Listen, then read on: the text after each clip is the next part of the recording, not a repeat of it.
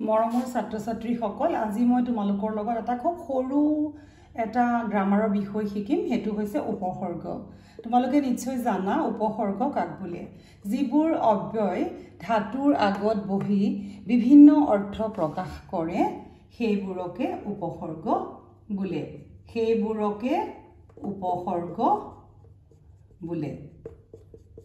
এতিয়া চোৱা তোমালোকে আমি জানিব লাগিব যে উপসৰ্গ কেইটা উপসৰ্গ হৈছে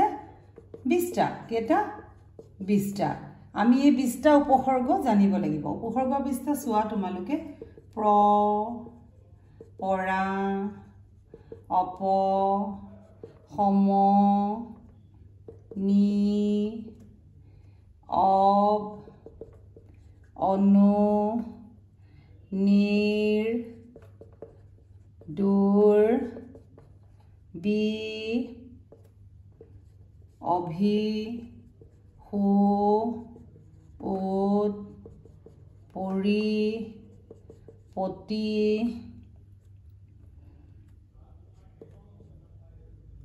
অতি অপি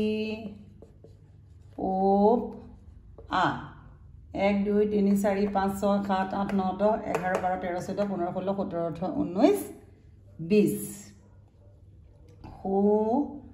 প্ৰ পৰা অপ সম নি অপ অনু নিৰ দূৰ বি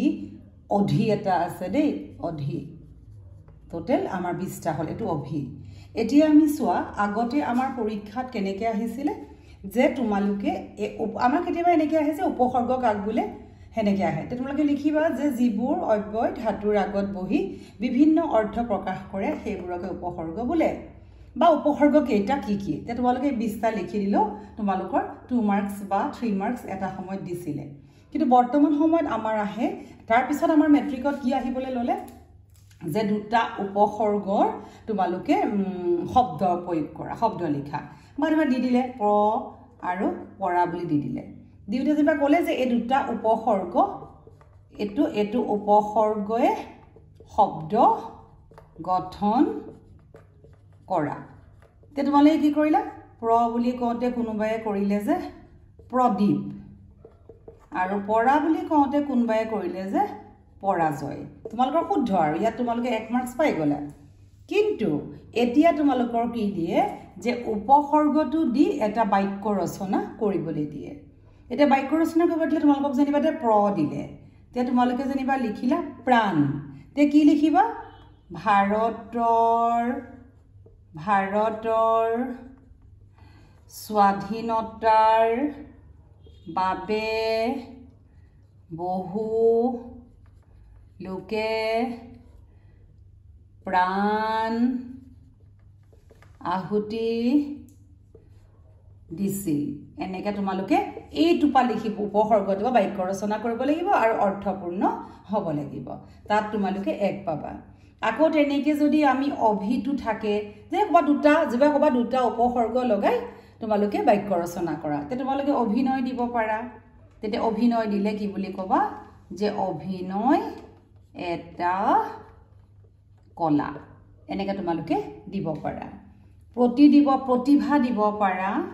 প্ৰতিভা তে তোমালোকে লিখিব পাৰিবা যে সকলো শিশুৰ ভিতৰত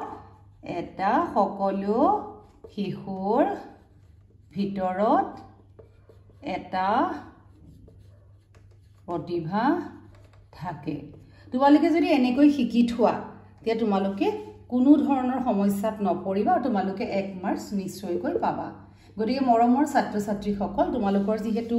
এটো বৰ্ষ আৰম্ভ হ'ল